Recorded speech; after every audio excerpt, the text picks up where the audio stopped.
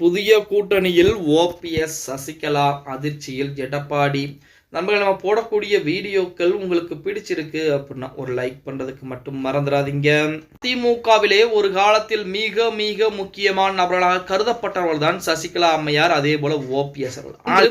அதிமுகவுடைய அடிப்படை உறுப்பினர் பொறுப்பில் இருந்து இருவரும் நீக்கப்பட்டிருக்காங்க. அவர்களுக்கும் அதிமுகவிற்கும் எந்த விதமான சம்பந்தமும் இல்லை அப்படின்னு சொல்லித்தான் தரைக்குமே அதிமுக இருக்கக்கூடிய எடப்பாடி பழனிசாமி ஆகட்டும், அவரின் பின்னால் இருக்கக்கூடிய ஒரு சில தலைவர்களாகட்டும், அவர்கள் அடுத்த கட்ட வேலைப்பாடுகளை செஞ்சுக்கிட்டு இருக்காங்க. இப்ப இரட்டை இலை சின்னத்துடைய பிரச்சனை மிகப்பெரிய அளவிலே பூதாகரமாக வெடித்திருக்கிறது. தேர்தல் ஆணையம் யாருக்கு ஒதுக்க போறாங்க, அப்படி இரட்டை இலை சின்னத்தை முடக்கிவிட்டால் அதிமுக என்ன செய்யும் அப்படிங்கிறது கூட இதுவரைக்கும் தெரியாமல் தான் அதற்குரிய வேலைப்பாடுகள் பூரா போய்கிட்டு இருக்கிறது. இப்படிப்பட்ட ஒரு சொல்லில் ஓபிஎஸ் புதிய கட்சியை ஆரம்பிக்க போகிறேன் அப்படிங்கிற மாதிரி அறிவிப்புகளும் கொடுத்திருந்தார். இன்று வரைக்கும் அந்த அறிவிப்பை ஓபிஎஸ் வெளியிடலை. ஏன், என்ன காரணம் அப்படின்னு பார்த்தோம்னா, அதாவது ஓபிஎஸ் புதிய கட்சியை ஆரம்பிக்க போகிறேன் அப்படிங்கிற தகவலை சொல்லிவிட்டால் இரட்டை இலை சின்னம் கண்டிப்பாக எடப்பாடி பழனிசாமியிடம் ஒப்படைக்கப்பட்டு அந்த இரட்டை இலை சின்னத்துடைய தீர்ப்புகள் எப்படி வருகிறது அதை பார்த்துவிட்டு புதிய கட்சியை ஆரம்பிக்கலாம் அப்படின்னு சொல்லி சசிகலாவிடம் அண்மையில் தொலைபேசியில் ஓபிஎஸ் பேசியதாக செய்திகள் கூட இன்றைய தினம் வெளியாகி இருக்கிறது. அப்படி ஒருவேளை புதிய கட்சி ஆரம்பிக்கக்கூடிய ஒரு சூழ்நிலை ஏற்பட்டால்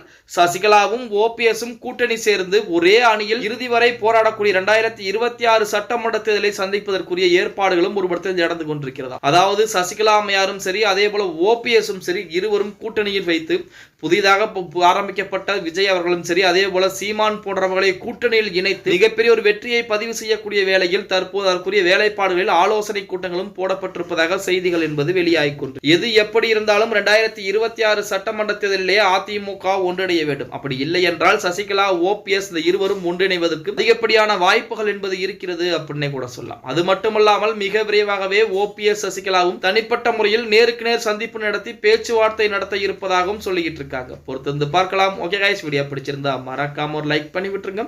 அப்படி இந்த வீடியோ ஃப்ரெண்ட்ஸ் அண்ட் ஃபேமிலிக்கும் ஒரு ஷேர் பண்ண மறந்துடாதீங்க.